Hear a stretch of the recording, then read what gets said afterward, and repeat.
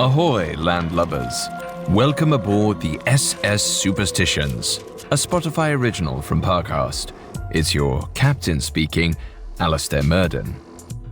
I hope you've packed your sunscreen, boat shoes, and more importantly, your lucky talismans, because it's time to set sail on the high seas, a place where mystical practices keep our fears of the ocean at bay. Today, we're diving deep into a superstition that may seem celebratory. And how could it not? It involves champagne.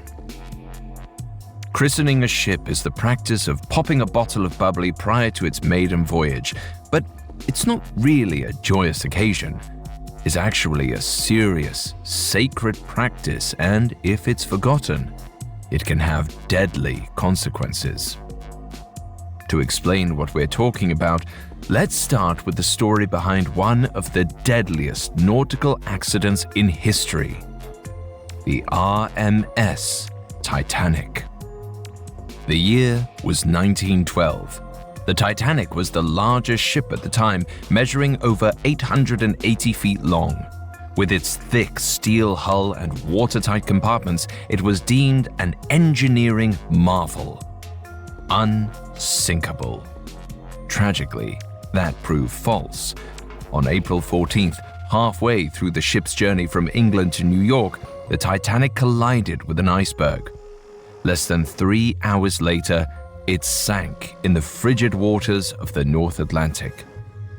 1,500 people died. There have been various explanations for the tragedy.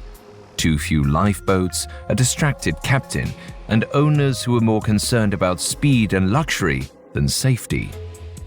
And yet, some say the Titanic was doomed for another reason. It was never christened. That's right, the owners didn't believe in the practice. Whether or not that caused the Titanic to sink, we'll never know. But the fact remains, sailors put their faith in champagne to protect their ships. And in today's story, we'll see what happens when a ship's owner passes on the bubbly. You can find episodes of Superstitions and all other Spotify originals from Parcast for free on Spotify.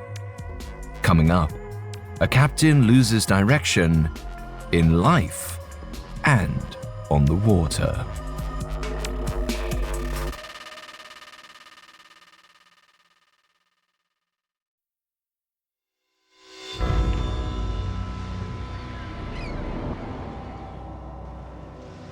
Captain's log, April 10th, 1985, 0500 hours. Newport Shipyard. Wind, 10 knots from the northeastern rising. I wake to the dockmaster knocking on my car window. I roll down the misty glass. He's got a job for me, he says.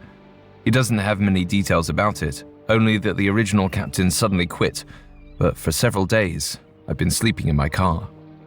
So I take it. 0530 hours. I arrive at the dock. There's a bustle of activity around a brand new yacht dropped in the water last night. Dawn light sparkles on the freshly painted hull and chrome railings. On the deck, crewmen coil lines. An engineer maneuvers a crane, loading equipment into the cargo hold. A cook carries crates of eggs, vegetables, and loaves of bread up the gangplank. My stomach rumbles. I pause a second on the dock and admire the ship. She's unlike any other vessel I've seen before, as if an Arctic research vessel had mated with a Mediterranean pleasure yacht. It's a strange hybrid of industrial cranes and luxurious hot tubs. I wonder if the owner thinks he'll hunt pirate's gold in between cocktail parties. Doesn't matter to me as long as we get moving fast. There's a storm coming in. 0545 hours. I heave my duffel into the captain's bunk and meet my first mate, Hicks. She grips my hand as if happy to see me again. Heard you were sleeping in your car. Kathy kick you out? I shake my head. She wants us to settle down and have kids. Hicks gives me the knowing look of a sailor. So, you abandoned ship. I know Hicks has been there before, so I open up to her. Tell her that kind of responsibility scares me more than rogue waves.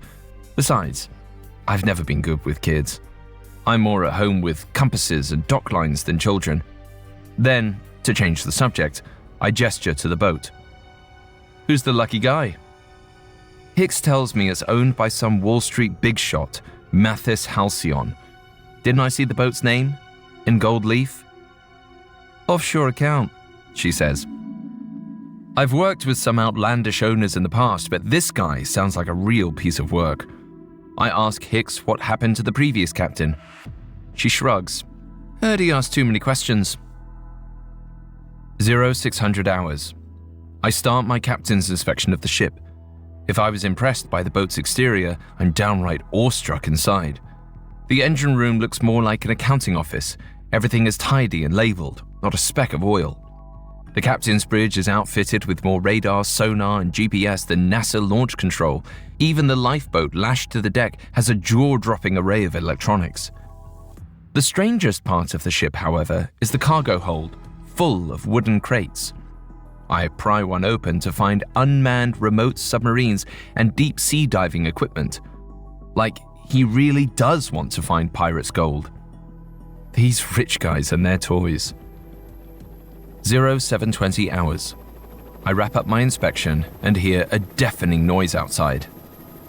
The crew and I run out to the deck. A sleek black helicopter touches down on the stern, depositing a young man in a crisp grey suit and alligator loafers. It can only be Mathis Halcyon.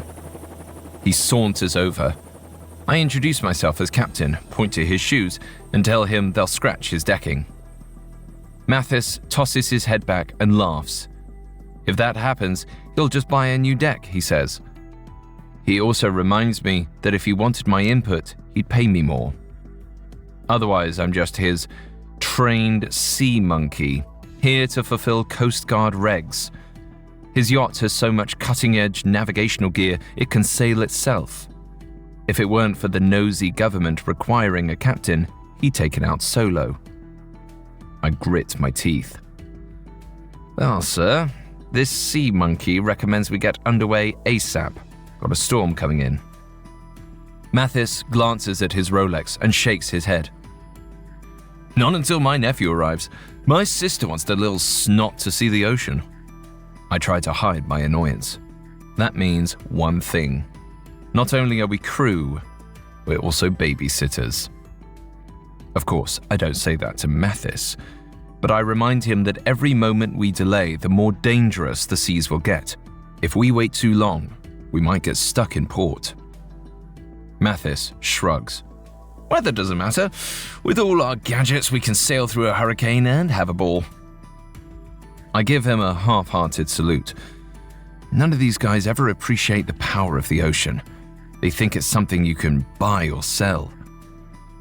I tell the crew to ready the ship to go at a moment's notice. I won't waste any time. 0900 hours. Wind steadily increasing. Barometer dropping. While we wait for the kid to arrive, I have Hicks rig a bottle of champagne to christen the ship. Before she can release it, a limousine screeches to a stop on the dock. A kid, maybe 6, 8, 10, I don't know, jumps out and runs full tilt up the gangway. An armada of nannies, nurses, and servants chase after him. Halcyon's nephew. I cup my hands and yell at the kid, "No running! You're gonna slip and fall in." The kid slows a beat, but then continues unabated towards us, waving his arms in the air. "Can I break the bottle?" At the same moment, Mathis emerges onto the foredeck, no longer dressed in his suit. He's wearing every piece of yacht club attire imaginable. Polo shirt with embroidered lobsters, cable knit sweater draped over his shoulders, squeaky white boat shoes. "Captain, what the heck are you doing to my boat?" Before I can respond, the kid chimes in. "Christening the ship, Uncle Mathis. It's good luck before the maiden voyage." He pulls a souvenir skipper hat out of his pocket and puts it on. I glance at him, surprised. Mathis waves at us like flies. "Fine, go ahead." But then he points at the bottle. What brand of champagne is that? I look at the white and black label. It's a bottle of famous French champagne that's pretty much the global standard. Mathis shakes his head. You're not christening my ship with that swill. I want good stuff from my vineyard. Our cook, who's standing nearby, shakes his head helplessly. No one had told him the owner had a vineyard. He can try to find someone in a nearby store, but it might take an extra hour. I glance at the clouds rolling in and tell Mathis if we were going to set sail today, it's this or nothing. He crosses his arms and tells us to forget the silly superstition. Just set sail. I turn to the crew. Several of them have a look of fear on their faces. I tell them not to worry. I'll parley with Mathis and straighten things out. Maybe we can radio ahead to Nassau. They'll have a bottle of his fancy champagne waiting for us. We'll christen the ship there. Everything will be fine. 1100 hours. We're officially underway. Clouds are rolling in from the north, sustained winds of 20 knots. Good thing we're headed south. On the way out of the harbor, a pod of dolphins escorts us, playfully jumping in our bow wave. Of course, the nephew hangs over the railing to see them. He nearly falls in. 11:30 hours. Halcyon strolls onto the captain's bridge. He looks at my charts and tells me we have the wrong heading. I remind him I wasn't given one, but I assumed he wanted to hit the Bahamas. Mathis grins deviously at me. Change course. We're not going to the tropics. I nod. Perhaps he doesn't like crowds. It's early in the season for the Mediterranean, I say. But you can use your toys to find some ancient Greek treasure. Mathis shakes his head at that too. We're not going there either. He then tells me nonchalantly, we're going to the North Atlantic. My mouth hangs open. You can't be serious. Mathis gestures around the bridge to the sonar arrays and out on the deck to the industrial crane. This baby isn't for hunting gold doubloons around St. Bart's or Mykonos. He taps the captain's wheel. We're going to find the biggest shipwreck ever. The Titanic. My ears must be playing tricks on me. The Titanic? People have been searching for years. It's a needle in a haystack. Mathis pulls up a computerized chart of the Titanic's last known location and a search grid he plotted. I modified my stock-picking software to determine the most probable location based on currents and winds. We're going to find it, Captain. We're going to be famous. And I'm going to furnish my office with souvenirs from its deck. I squint at him in disbelief. So, we're grave robbers? Mathis wags his finger at me. He points out that grave robbing is a crime, but scientific research will get you on the cover of Time magazine. So he recommends I change my word choice, or he'll have his chopper come pick me up. At that moment, Mathis's nephew tears onto the bridge. Uncle Mathis, are we there yet? I want to see the Titanic. I love that story. Captain Edward Smith is my hero. Not now, Otis. Mathis picks the boy up and redirects him out the door. Then he shoots me a stern look. Plot a course for the Newfoundland coast. I'll do the rest. I swallow the lump in my throat and turn the ship bearing 040. Instead of the storm at our back, on the way to the turquoise waters of the Caribbean, we're heading directly towards the dark clouds, into the deadly North Atlantic. April 11th, 1985, 1800 hours. We've been full steam ahead for over a day, heading north toward Newfoundland. Winds are approaching gale force. Seas are 15 feet and rising. While I struggle to keep the ship on course, Mathis's nephew darts onto the bridge again. Just what I need. You should run along and find your uncle, I tell him. He doesn't listen. Instead, he salutes me. I'm Otis, sir. Can I be one of your deckhands? I tried to conceal my annoyance. Maybe after we get through this nasty storm, okay? Now, get going. He glances over at my instrument panel. Barometer's still falling. 29.5. That's bad, right? I cock my head at him, confused. How do you know that? The boy shrugs like he just told me dinosaurs have scales. I want to be a captain like you someday. I can't help but chuckle a little. I'll tell you what. If you let me get back to work, I'll show you how to steer it when we're back at port. The kid didn't give up. He pointed at the wind gauge and told me he knew the Beaufort scale. We're in a force 7, he said. 28 to 33 knots. I reached for my radio to call Hicks to escort the kid below deck, but I stop. Otis reminds me how I felt on my first ship. After a moment, I turn back to him. Do you know how to use the weather radar? 1900 hours. After showing Otis all the other instruments, I even let him steer for a moment, until a 30-foot wave smashes the ship broadside, punching the starboard hatch open. Wind and spray howl inside. I tell Otis it's getting too dangerous. He should head back to his cabin. As he goes, I catch myself smiling. But I don't have time to think about that now. It takes every bit of muscle and concentration to keep the ship on course. 2,300 hours.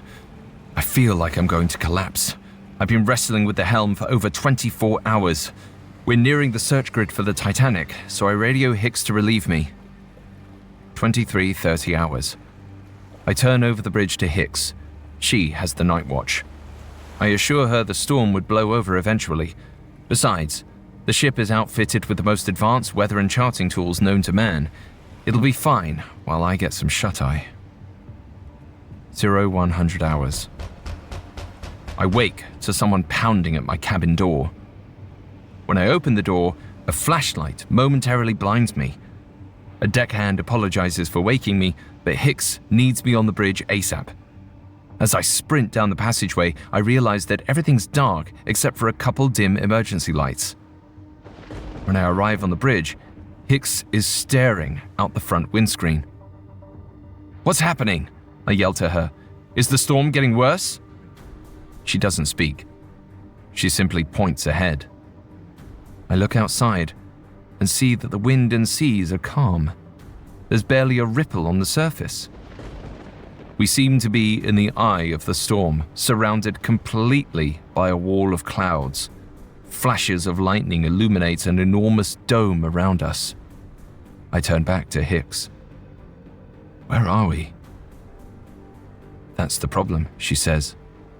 I don't know. She gestures to the various chart plotters and GPS units. I look. They're all blank.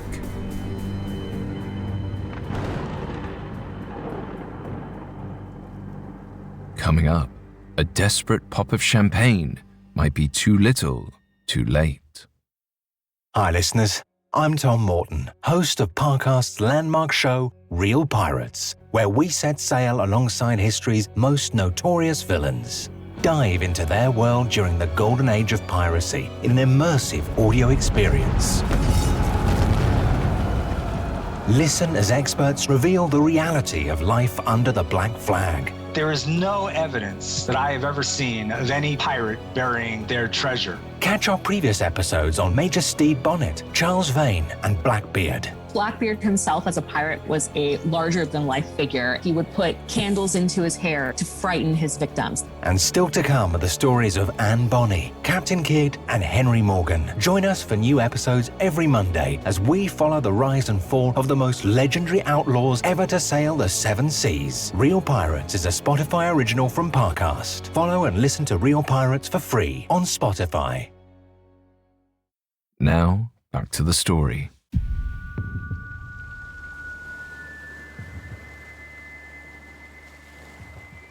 Captain's log, 0110 hours, somewhere in the North Atlantic. I'm on the bridge in the middle of a deadly storm. All our instruments are dead. I flick the power buttons, but none come back on. What the hell happened? I scream to Hicks, my first mate. She tells me everything just went out. Might be electrical interference, or perhaps lightning hit the tower. All she knows is the whole ship suddenly went dark. I stare at the blank instruments. How long have they been like this? She shrugs. She had been watching the strange dome of lightning and lost track of time. It could have been an hour or two. I realize we're so far off course, there's no way to estimate where we are. Just then, Mathis Halcyon bursts onto the bridge wearing silk pajamas and slippers. "What's wrong?" he yells. I tell him the ship's electronics are down, which means we have no way of knowing where we are. He shakes his head in disbelief. That's impossible. We have the most advanced navigation systems in the world. I shrug at him. Perhaps, but not if they're dead. I grab the radio from his cradle and mash the button.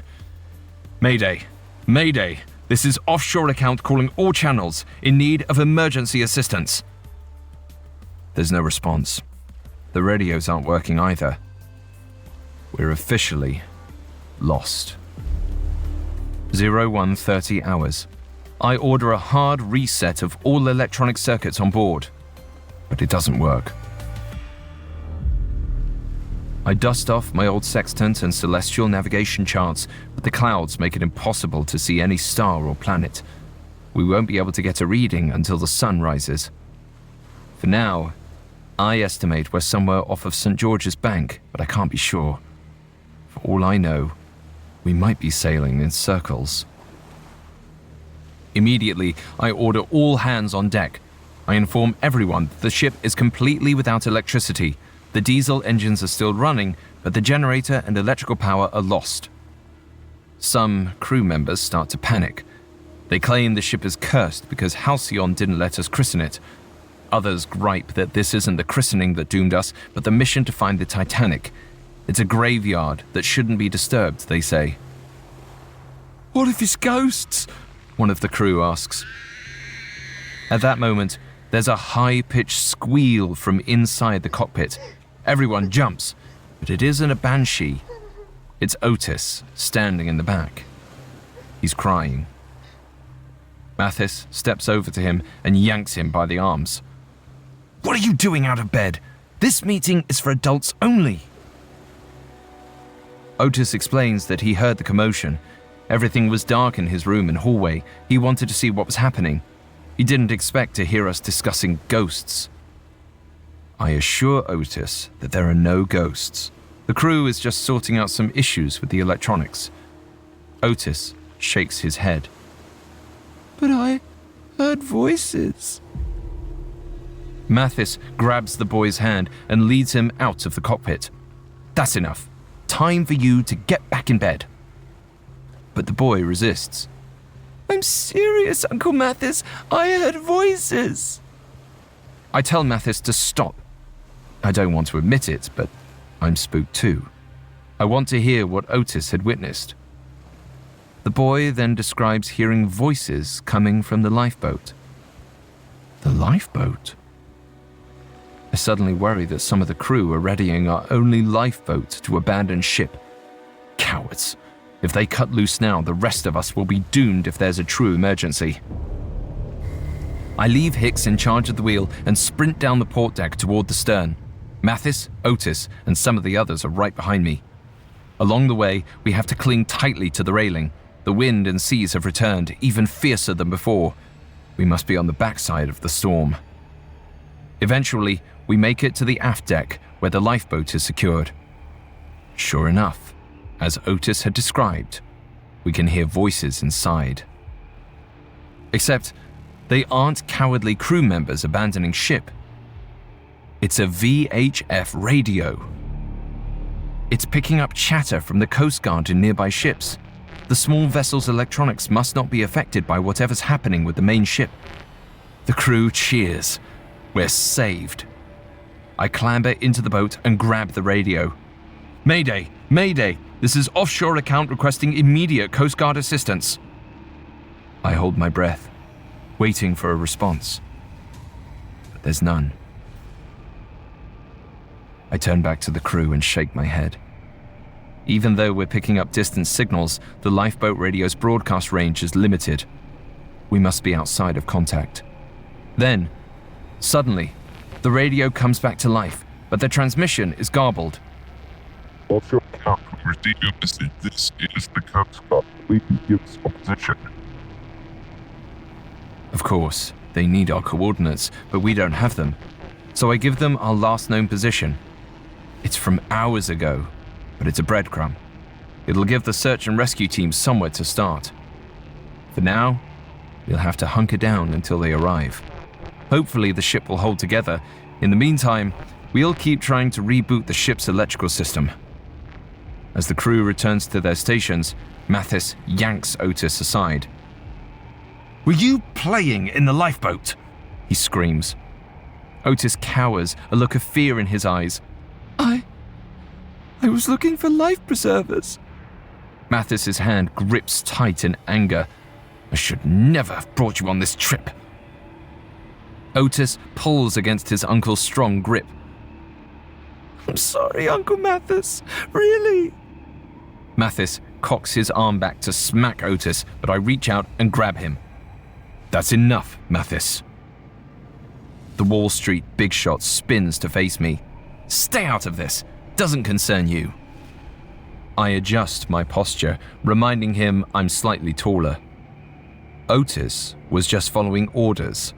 I asked him to ready the life preservers. I'm not sure many people have ever spoken to Mathis like that. He looks like he isn't sure whether to turn and run or hit me. Instead, he grins.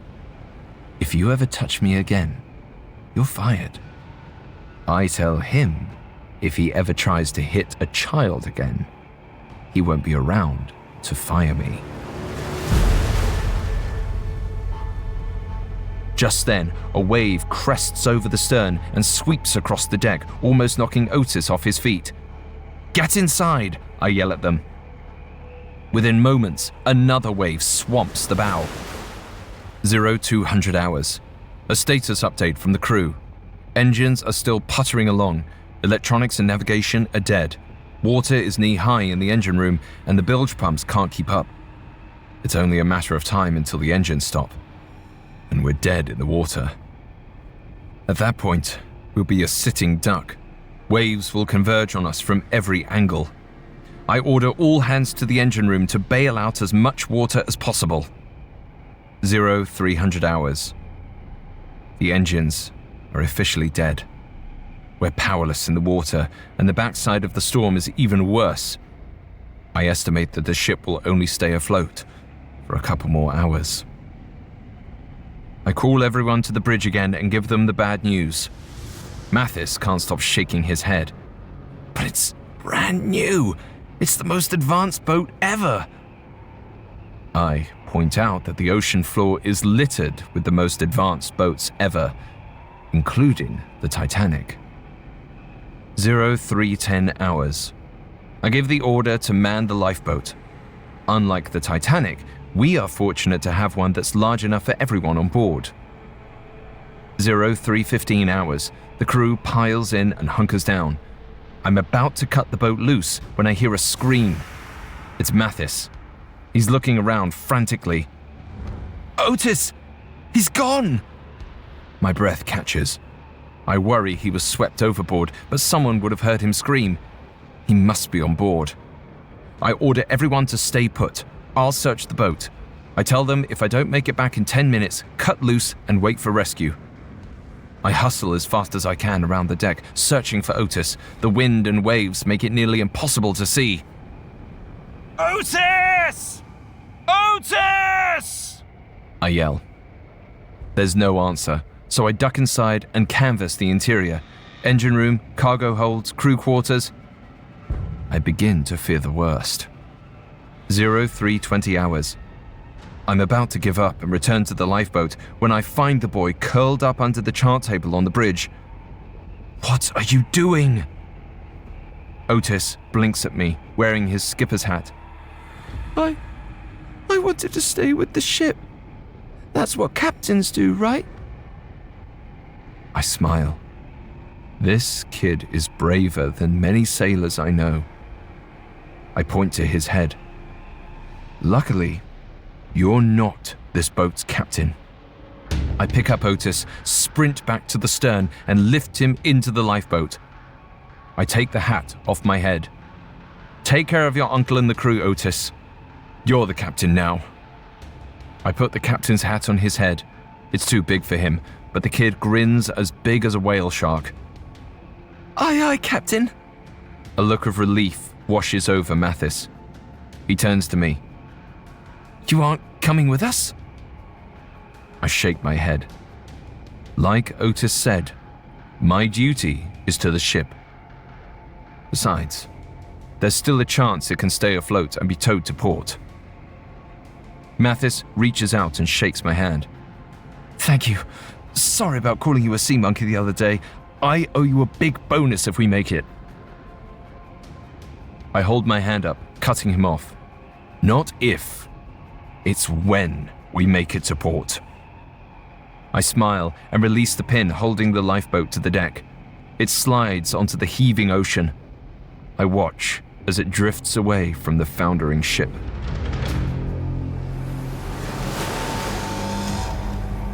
Zero 400 hours. Wind gusts are topping out at 80 knots. It's just me left on the ship. The deck and bridge are completely empty. The water sloshes around my ankles. The ship creaks and groans under the extra mass in its holds. I try the radio for the 100th time, but it's still dead. I desperately want to send a message to Kathy. If I make it back, I'll be ready to settle down, even to have some kids. I'll never abandon our ship again. As I'm fiddling with the channels, something bangs into my ankle. It's cold and hard. I jump. It looks like a juvenile shark nosing around in the shallow water. Then I realize it's a bottle of champagne. It must have come unstowed from the galley. 0410 hours. I pop the cork and take a swig. The cold bubbles tickle my mouth and throat.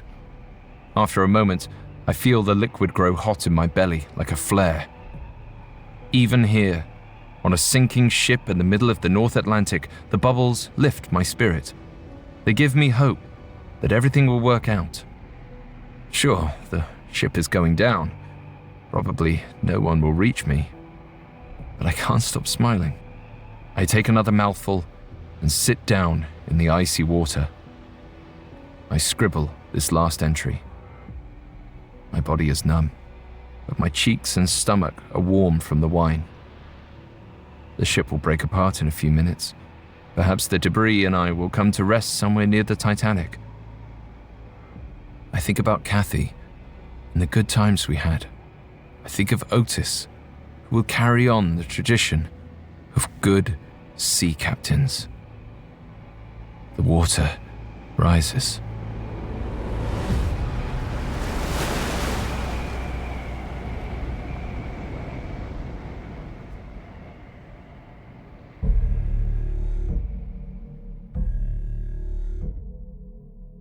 Here at Superstitions, we're no stranger to nautical beliefs.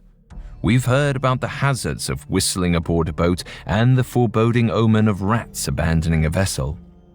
Together with christening ships, those are just a few of the many mystical practices used by sailors over the years, and for good reason. Sea travel was once one of the deadliest activities in ancient times. Even today, with our modern safety advances, close to 2,000 people die on boats every year. It's no wonder seafarers have grasped for anything that might keep them safe on the water, including praying to the sea gods. Ancient Greek boatmen prayed to Poseidon and blessed their boats with water. Babylonians slit the throat of an ox, while Vikings and Polynesians are said to have turned to human sacrifice. In Christian societies, the act of sprinkling holy water on boats became popular and was dubbed christening. In the 1400s, the English moved away from water and turned instead to wine. For a time, they used mainly red varietals. It wasn't until the 1800s that they tried champagne. From that moment on, it was a hit. Not only did the pressurized bottles make for a more dramatic christening, but sailors hoped it would be a more fitting sacrifice to the sea gods. Perhaps the divine would appreciate the extra luxury. Or just maybe, the taste of champagne would make the sea gods a little tipsy, and they'd spare the ship and those on board.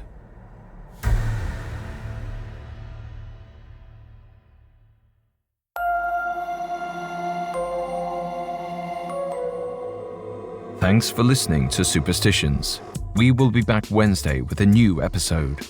You can find more episodes of Superstitions and all other Spotify originals from Parcast for free exclusively on Spotify. Until next time, be wary of the things you cannot explain. Superstitions is a Spotify original from Parcast. It is executive produced by Max Cutler, sound designed by Russell Nash, with production assistance by Ron Shapiro, Trent Williamson, Carly Madden, and Travis Clark. This episode of Superstitions was written by Adam De Silva, with writing assistance by Stacey Nemec and Greg Castro, fact-checking by Anya Bailey, and research by Brian Petras. I'm Alistair Murden.